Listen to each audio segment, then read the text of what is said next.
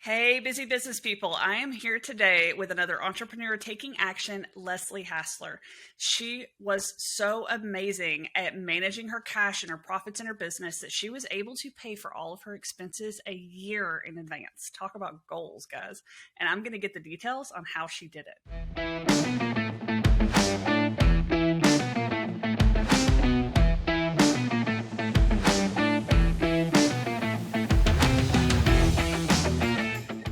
To kick things off, Leslie, tell us a little bit about what you do, who you are, and where you learned these awesome financial skills and discipline. Well, first off, I've been an entrepreneur for 14 years. I've had two businesses, and I like to say I have an MBA from the School of Hard Knocks.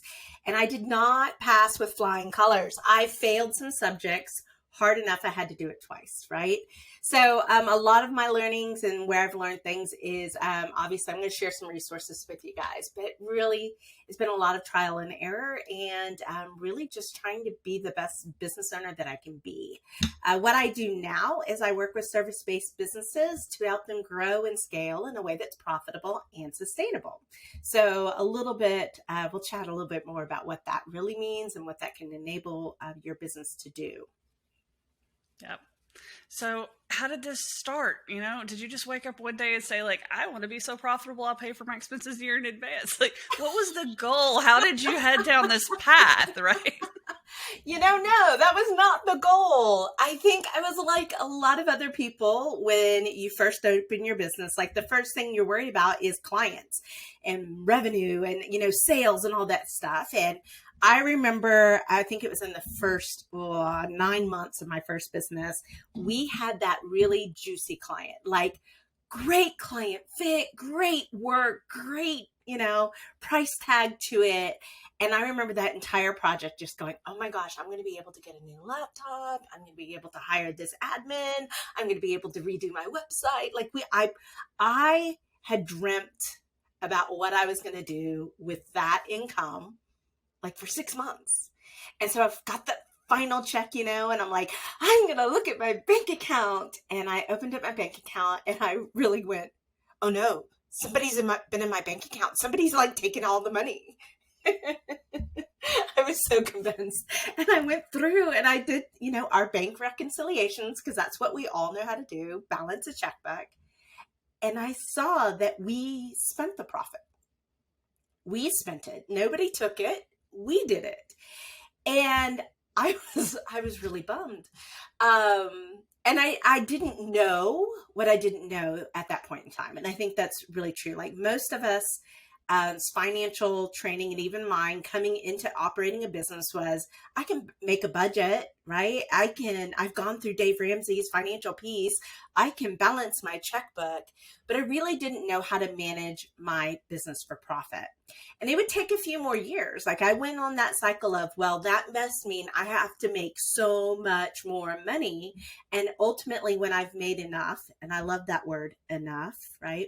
Yep. That's when I'll be profitable. Except I was waiting for a profit fairy, right? I was waiting for somebody to go, Leslie, you have worked hard enough. You have served enough people. You have been good enough. Today, ding, you'll be profitable. Yep. And isn't it funny how that day never comes? So much truth in that. So much truth in that. Oh, man. And I will tell you, this really was probably the first, if I've been around for 14 years, the first nine years of my life. And along the way, there's so much stress that comes from not having enough money in your business. I remember, I've had several come to Jesus moments, and I was in a conference with one in New York at a conference looking for answers to questions I really wasn't asking the right questions. I had just approved, this is 2011, mind you, just approved $312 invoice for new, are you ready for it? Stationery. Because we had gotten a new logo, because that was going to solve all of our problems, right? You get the humor of this. But I had about $118 in bank. And I had $5,000 worth of payroll due in about 6 days. And I had no anticipated income coming in.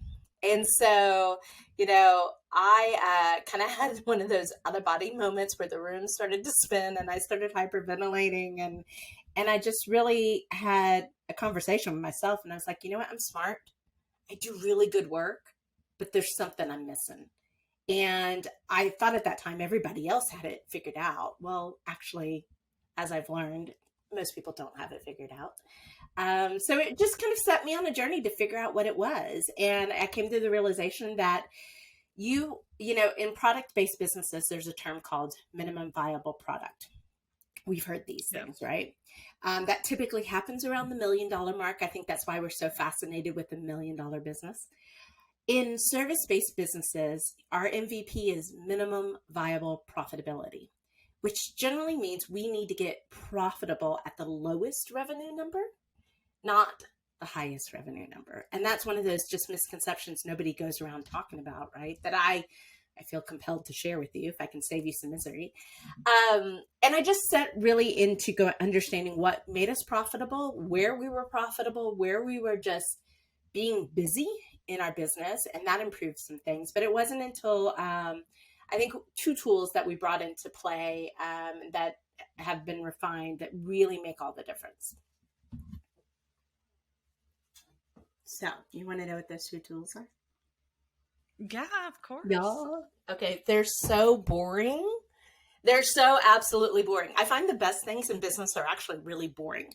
They're not the sexy, shiny things that we get distracted with, right? So I always have to ready? There's 2 things that we do. So one, we do a profit plan. So I highly recommend reading Profit First by Mike Michalowicz. I will say it's not the easiest read, and it's actually a little overly complicated for most service-based businesses. So we do a watered-down version, if you will. I don't ask my clients to have like 16 bank accounts. We have 3. We keep it really simple. But a profit plan is really important, and I like to give this other analogy is, do you remember if your grandmother ever used like envelopes?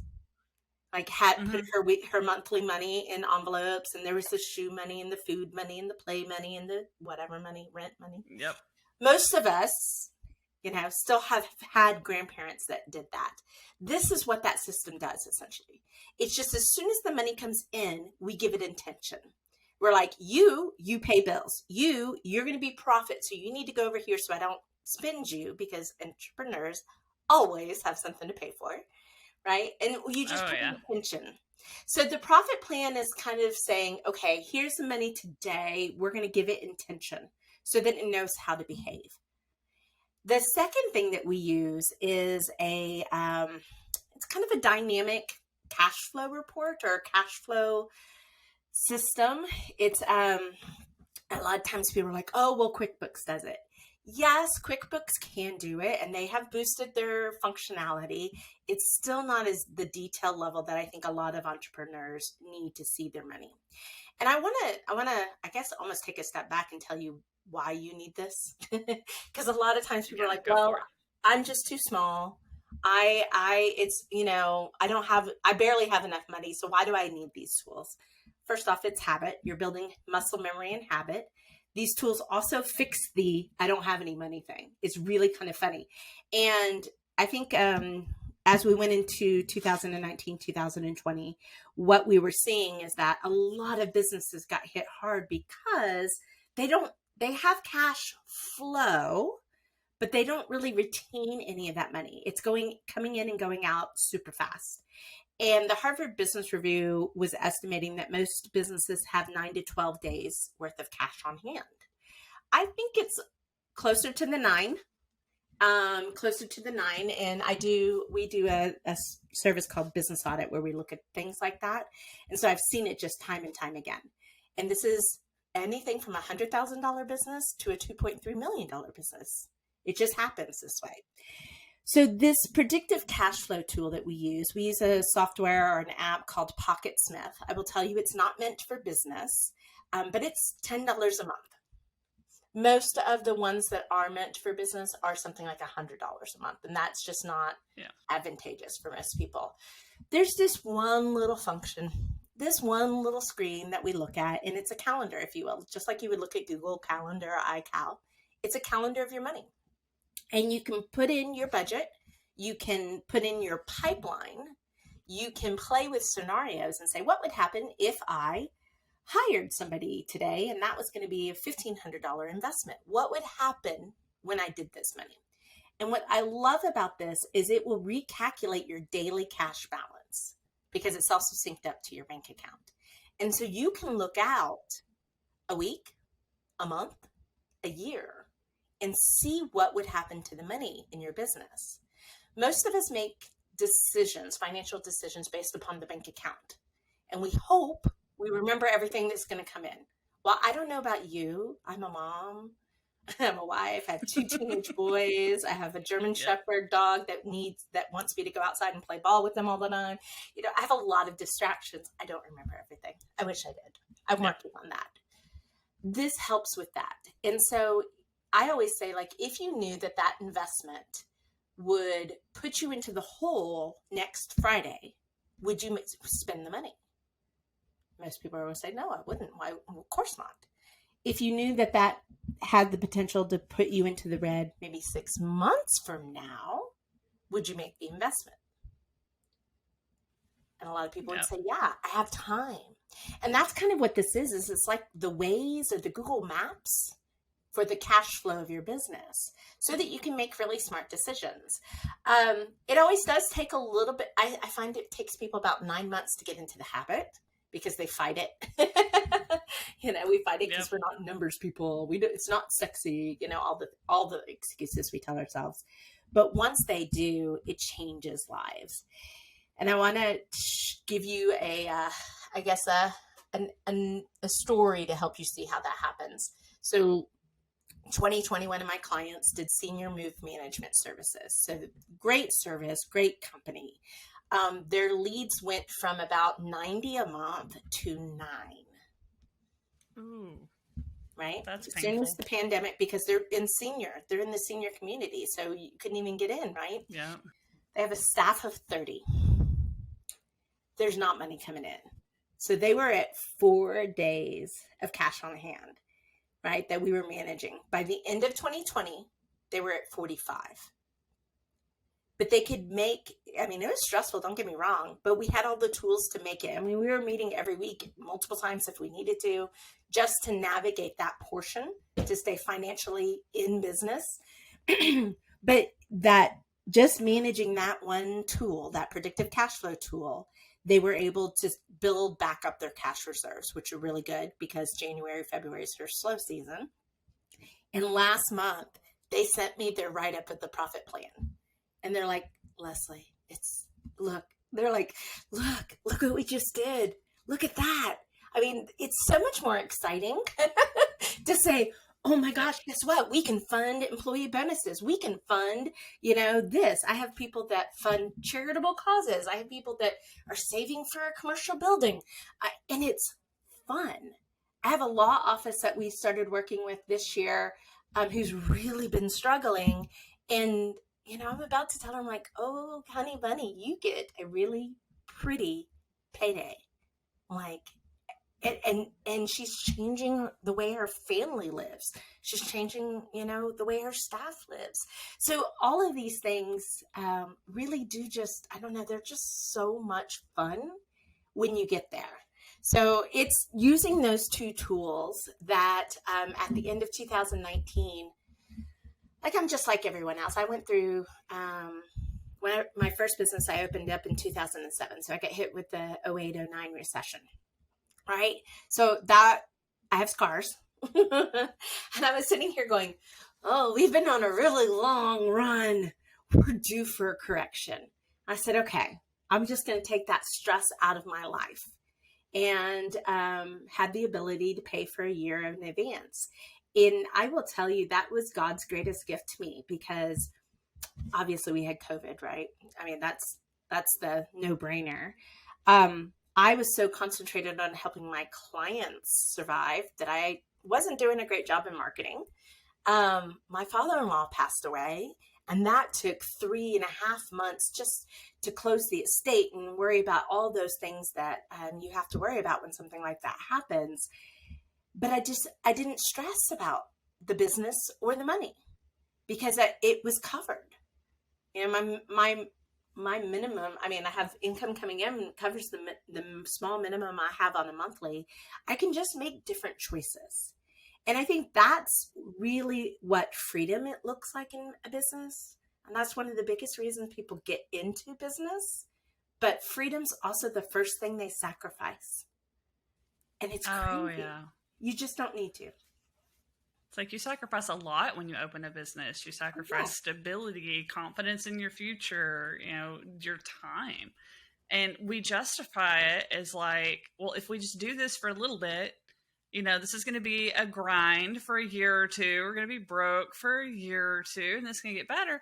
And the reality is, for a lot of people, it really doesn't. You know, and it's like, it sounds like even along the way, like, not only did you figure out how to solve this for yourself, but you've went on and figured out how to solve it for other people.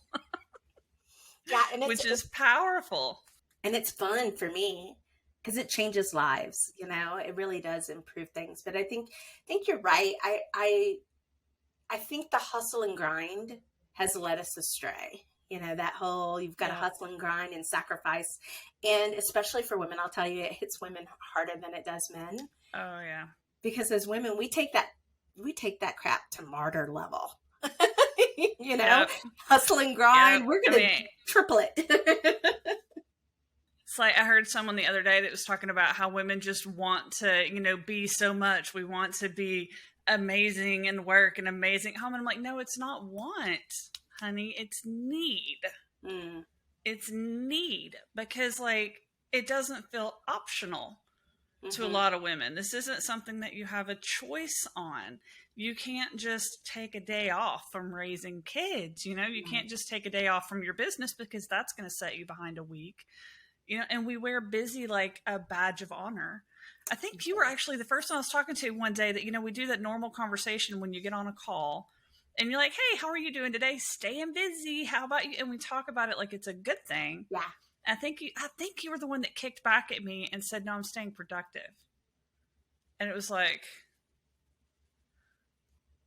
what? I love that. You know, and I just stopped for a minute, and I keep finding myself doing that now. Like, I'm hearing it every time I get on a call, and I'm still having to break that habit. Like, I'm, you know, staying busy. Stayed up until like 2 a.m. last night getting some stuff done. Why am I proud of that? Yeah. Why is that a good thing? You know, it's crazy. It's a really interesting thing. I think the benefit of the pause, the year of the pause, is that so many people got pulled out of the busy. I think busy is a trap. I think busy can be what fills other people's pocketbooks, but doesn't necessarily generate your own prosperity. And that's our vision is to empower prosperity for every business owner. And I don't expect you to do that by being busy. I want you to work smart and effective and be productive. And if you get it done in a 6-hour day, great.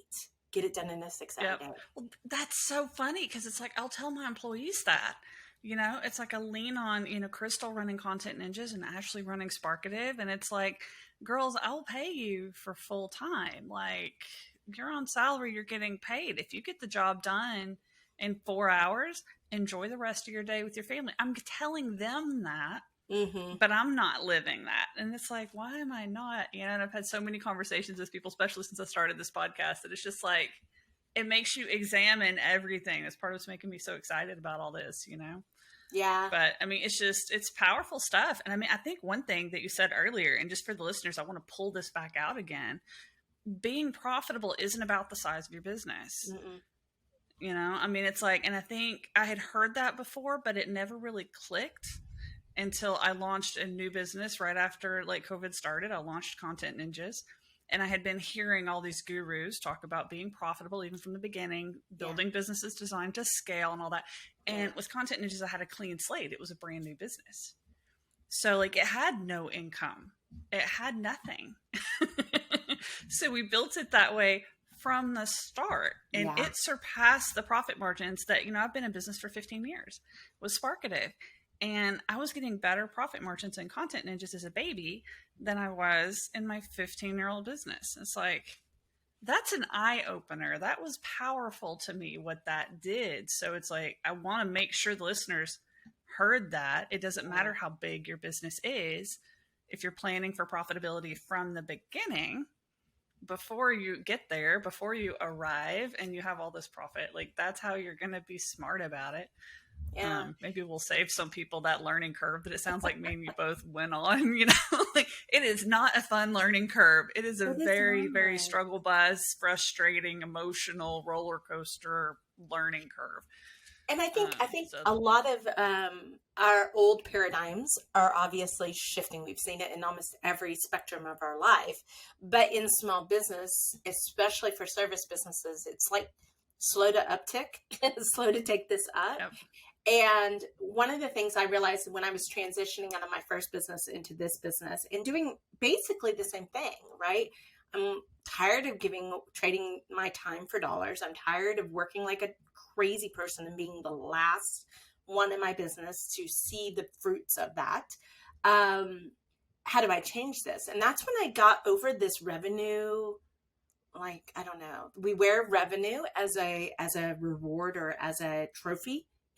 I've made 6 figures. I've made 7 figures. Well, I can tell you, I've seen 7 figures broke. With the owner only Yep. making $40,000 or $50,000 a year, making less than their employees. Yep. I'm like, I've seen that too. The whole 2 comma club and 3 comma club people, and they're buying the fancy suits and they're doing the things that make them look good, but like as far as using money to enjoy life, not so much. There's not enough of it left to do that with. The things they do that look so fancy on the surface are things that they think are going to help them in business. It is, and that's the part of it that's not sustainable, right? That race is not sustainable because it's a dragon you've always got to feed. And there are better ways to do things that feel better. I hit like, this is my own journey on this, but it's like, if I get to $1 million in my business, great. But I can tell you what, I am so stinking profitable at 350. Like, it's not about the money anymore. It's about the impact. And if the impact gets me to $1 million, great. I'm in groovy with that, right? I can give more. But it just stops being about all these number targets and starts to be about impact, quality of work, quality of life, and filling your soul with something that just makes you want to get up on Monday mornings. Like, I don't dread my Mondays. I don't really dread any day. And honestly, my work flows and ebbs, and sometimes I'm working on a Sunday afternoon, but it's not like to my detriment. It's because I took off Thursday and Friday, and I'm like, okay, I'm Sunday, the same Friday. way. It's like, I'll be working late in the afternoon sometimes, or I'll be working on weekends, and people are like, do you ever take time off? And it's like, yeah, I haven't worked for the last 3 days. I do take time off. My brain doesn't always, but that's okay. I like to solve problems and puzzles. So I see it all as that. Oh, I'm the same way. Like, I've constantly got a notepad and paper following me around everywhere, because if something happens, it's like, I've got to get it out of my brain, and then I can go back to life. Like, I'll be doing something with the kids or playing a game with the kids, and then something I was working on in my head will solve itself. Mm-hmm. Yeah. And now I'm like, write it down. And then I'm like, okay, I'm back. Now we can do this. Like, I got it wrote down. We're good. Let's focus. See previous discussion about remembering everything. Yep, exactly. It's like, once you can get it out, you're good to go. And then you can move on, But I mean, there's just so many great things in all of this so far. I love some of the tools that you're talking about. I love just the concepts that you're talking about, right? Like, just putting a focus on profits, starting to pay attention to your numbers, like even just paying attention to them. Like, I know one of the first months, years ago, where I was really negative, and I was like, what is going on? Yeah. And I started looking through everything. And I mean, it's like tiny little things, little software things you get signed up for. And it's like, there is no way I'm spending that much money a month. I literally I had the same kind of moment where I was looking at the bank account. I'm looking at the exports. Like I thought maybe the thing, like I was using Zero at the time. Yeah. Kind of like QuickBooks, but a little different. I was using that and I'm going through it. I'm like, it's got to be mathing wrong. I'm like, the computer program has got to be mathing wrong because I can math better than a computer program. And like, I'm pulling out a calculator and I'm like, this cannot be. And then I pull out paper and I'm like, on pen and paper because the calculator and the accounting software has got to be mathing. Yeah. I was like, this is just not like, what on earth? And I went through and I turned off all the stuff I wasn't using. And it was like something like $4,000 a month in software. Yeah. It's crazy. That I had been paying for like months and months and months. And you just didn't think about it. You know, it's like I wasn't hurting until I was hurting. Yeah. You know? Can we talk about that for a second? Because here's the kicker. So subscription-based business models, all the rage, right? We're all looking for it. It can bring in passive income. There are lots of benefits as a business. But there's also a lot of detriments, like you were just saying, because I think the statistic, and I don't know if this is how up to date this is, but this is the one that's always stuck to me, is that typically people pay for a subscription that they're no longer using for up to 18 months longer. Oh, yeah, right? I believe it. Like ever since that experience, I have it where I go in at least every 3 months or so. Yep. Yeah. And I do an audit and I look and I'm like, what are we doing? You know, I try and do it a little bit every month, but you know, life. So I at least do it like every 3 months and I just kind of look through it all, you know, and I've just started looking at my numbers once a week. Like I go in every Friday and I look at my numbers. Yeah. Like I just to get a feel for where things are. I have a little stupid piece of paper that I have on the wall over here with a little thermometer and I color in my expenses. And yeah, it's like just because I see it, I put it by the door. So every day when I leave my office, it's like, this is the goal and this is how far I am. And I set it for expenses and for income. Yeah. Like, and I just want to see. Awareness is so huge. And I think Jim Rohn said once upon a time, if you want to improve anything, pay attention to it. Yep. Like you can naturally see a 10% improvement just by paying attention to it. And then the crazy thing is it's the thing you think about in the shower when you're like, oh, like you have those aha moments. And like you said, you've got a journal. I get in trouble because I have lots of journals all over the house and they all have like 6 pages written in them. And my mom's like, what are you doing with these? I'm like, it was what I could find. Yep. Not the moment. But we do a 5-day challenge and day 2 is all about cash. Is improving the cash flow. And we have like 21 different things you could choose to do. And what you were just talking about, that happens to be one of the most popular ones because everyone's like, okay, that's easy. I can do that. And your 4,000, I've just heard people are like, I found $500 a month. I found $1,000 a month. I found, oh my gosh, I forgot to cancel this. Oh my gosh, da, da, da, da, da. Because like you said, life, life goes on. And we're not always conscious of where the dollars and cents are. So we can nickel and dime ourselves to death. And I just think that it does take that consciousness, and that's just good business management. You know, when you're touching on your numbers once a week, like I call that make a date with your money. I mean, make it sexy if it needs to feel sexy. Get over, I may not be a numbers person. And if you're a woman and tell me that you're not a numbers person, I challenge you to tell me when the last time you bought something on sale was and how much off it was. Because guess what? Oh, that's powerful. Yeah, because I'm one of those that I am not a numbers person at all.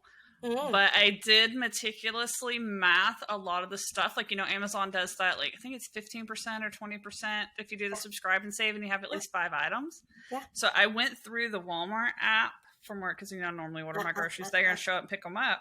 I went through that and went through Amazon and I was literally mathing per toilet paper prices, like per square of toilet paper. So yeah, I'm not going to be able to use that. I'm not a numbers person thing again, because I was looking at paper towels. I was looking at toilet paper, and you know that stuff is measured crazy because you got mega rolls and regular rolls. And then square footage and blah, yeah, blah. I was literally mathing the square footage of toilet paper in the pack to figure out if it was cheaper to do it subscribe and save Amazon and then calculate the 15% discount I would get. And then do it that way. And I've got all of the household things that came up cheaper on Amazon than they would on Walmart now show up once a month. And I don't have to think about them. And it just poofs. And I can say it's convenient and I'm saving money. Because David kept telling me, my husband kept telling me, like, oh, there's no way you can order on Amazon with shipping. It won't be cheaper. You won't have to keep And then getting a the stuff at woman's the like, watch me, store. Yeah. So watch I me. did. I think probably half of my regular monthly like things you have to buy, like Yeah. detergents, and it all comes on Amazon in boxes. My postal worker hates me. But yeah, I get tons of boxes every month. So Yeah. And that's why I challenge any woman that says I'm not a numbers gal. The thing is that you're being shown some P&L statements, right? Maybe once a year. That's not enough. Like you yeah, shouldn't be surprised by your accountant. You should be telling your accountant, look, we had 40,000 in profit. You shouldn't be worried about taxes. Taxes are a privilege of profit. That's why you have a profit plan. It helps pay for those. I was just And talking with somebody the other day. He had read, I forget what the name of the book was. I'm gonna have to go look it up again. But he had read some book, and he literally said the same thing. He's like, if yeah. you have to pay more in taxes, you should be excited Hmm. because that means you made more. And it's like, oh, okay, Well, okay, that's the paradigm, right? Is that there are lots of financial advisors, and I am not a financial advisor. I'm an entrepreneur who specializes in growth that knows that money matters. And it's one of the things that sets us apart as a coach and a mentor. Um, but really and truly, breaking even will always leave you broke. yep, And if you want a different narrative to your business and to your life, you have to understand that paying taxes is a privilege of profits.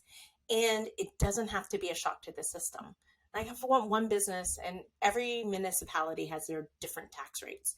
I will say this is the one business I've worked with that has the highest tax that we have to save out of her profits. And granted, good thing she's got a good, healthy business, but we're saving 42% of profit just for tax. And that's double the amount that we typically are saving. And, but the thing is she's not going to be a surprise. She's not going like this year, she's still having to play catch up from last year because she didn't have this process. But we've already made up for last year and ahead on this year. So at the end of the year, if we have a little extra, guess who gets paid? She does, and then that's her awesome. CPA and her financial advisor can help mitigate tax. I'm always like, I help create cash. We need some other people that are smart in tax to help mitigate tax. But it's a system, and you can win at this game. You just have got to get over breaking even. Please, please, Yep. please. That's a break Well, balance and so checkbooking many is for. people like invest in facades too, I think. Like I know we talked about that a little bit earlier, and it was something I didn't even really think about until I made the decision to drop the physical office space. Mm, Like we have all this stuff like you were talking about stationery, and like you didn't have a whole lot in your bank account, but that was something you felt was important, was a new logo on stationery. And yeah, I see that a lot. I see a lot of business. I was guilty of it too. When I had it's like I need a physical office space to look legitimate. I need, it's got to look good when people walk in. And it's like, heck, McDonald's and stuff, that looks good on the outside, but it is literally foam. They put foam yeah, blocks and paint it. Like this, all that fancy architecture on the outside of these buildings is foam blocks that yeah, have been painted. Like it's amazing the steps we go through. And I don't think I really realized it until my staff was asking, hey, can we work from home? Like we don't really see, customers in the office anymore. Like, is this an option? And this was pre-COVID. This was the end of yeah. 2019. I was like, I got to thinking about it, and me and my husband talked about it, and it's like we ran the numbers. It was just, yeah, why don't we? And we made that shift. So much stuff just dropped away. Like I was almost instantly profitable just because I didn't have and commercial stuff is so expensive. It is so Commercial expensive. rent, you're in like 5-year contracts with your Yep. internet and stuff Yeah. like that you don't have when it's residential. And it was amazing to me. And then the stress, like how much just emotional capacity it freed up, not having to keep my house and my office clean. And it It's was the amazing logistics what of that it. did. Yeah, the logistics of it. And I will say, my clients that commit to this process, and like I said, it's a habit change that takes a while. I mean, they're just like, I just have a peace of mind and a calmness that I just never thought was going to be possible. And it's not that they're Pollyanna, like, I've even had one person say, she's like, it's not as if I don't think I'll ever run up against something. I'm just so much more confident that I can handle it and that it's Yep. not going to sink my business as a result. So these are just good strategies, but like I said at the beginning, they're not sexy, so they're not what's often being sold. It's always the first thing we work on because I want to be able to self-fund your future growth. And growth, let's be honest, is expensive. Scalability requires investments. But you've got to have the money to fuel that to begin with. Yeah, I know a lot of people say like once they hire their first employee, they end up making that money back in like 3 months at most. Like, they think it's going to be this huge drain on their business to have a new employee, but it ends up freeing up time. So you got to have that revenue to be able to do it. So like, I know we've talked a little bit about hard decisions along the way when people are going through this process. So you're like, what are some of the hardest decisions that they have to make and they have to stick to get where you're trying to get them to go? One is just to temper their spending habits. So I find people fall into one of two buckets. They're either so frugal that they kind of cut off their nose to spite their face. They're just so afraid. Or they are so, oh, well, it's just $500. It's just $500. It's just $50, that nickel and diming yourself to death. So usually I rarely find somebody in the middle. Usually, we're on one or two ends. I do have a couple of middles, but it's learning that you're going to have to rewrite that commitment.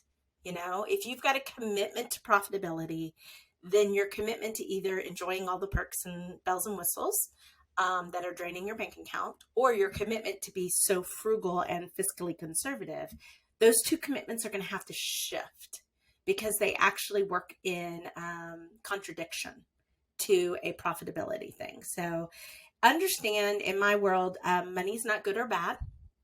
It is engine. It is fuel. And I came across a quote from Dell. They were talking about, we were so focused on our growth that we forgot to look at our gas tank and we ran out. And that happens when you're growing. Growth devours cash. So you really have to put the cash first so you can fuel your growth so that it's sustainable and it feels good and it's fun. So you want to do more, you're not burning out.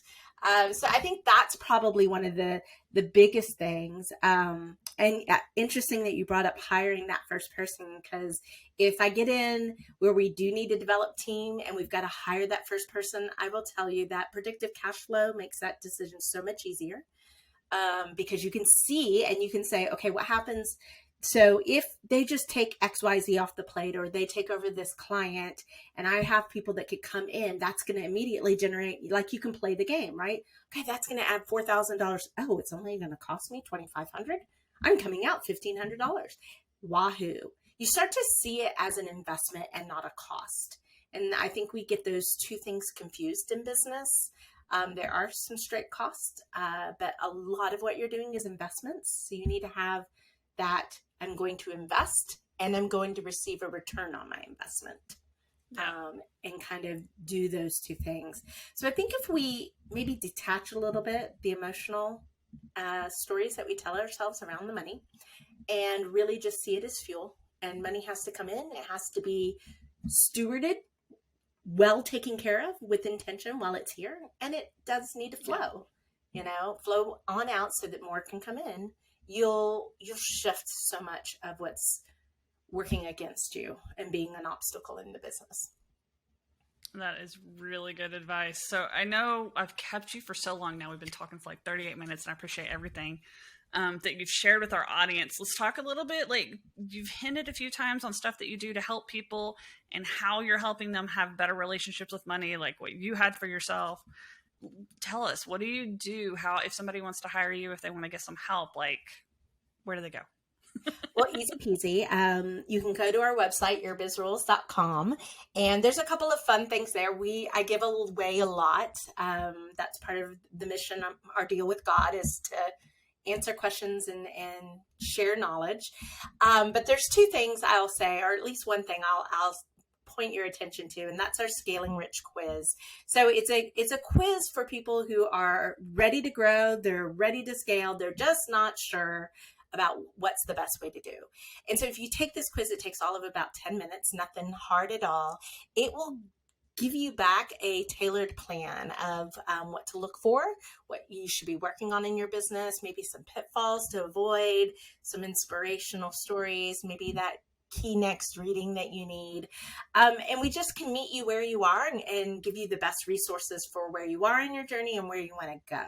So that's probably the easiest thing to do. It tells you a little bit more. And who doesn't love a great quiz? Oh, yeah, especially if you can get that kind of clarity in like 10 minutes. That is absolutely amazing. So I know I'm going to be doing that later today myself, probably. Yeah, so it's just right on the homepage when you go to yourbizrules.com. There's a picture, click the button, and it'll take you straight to it. All right, awesome, guys. You heard her. Go check that out. So thank you again so much for doing this today. There's been so many insights, and I hope that, we've helped some people avoid that roller coaster that we've both been on, and, skip over some of those potholes and get to success a little bit sooner. So thank you for all of your advice and everything today. And entrepreneurs, this is your call to take action, right? Join our community at etatoday.zone and learn how to build a business that enables your lifestyle instead of taking over your life. So see you guys there. And thank you again, Leslie. Bye.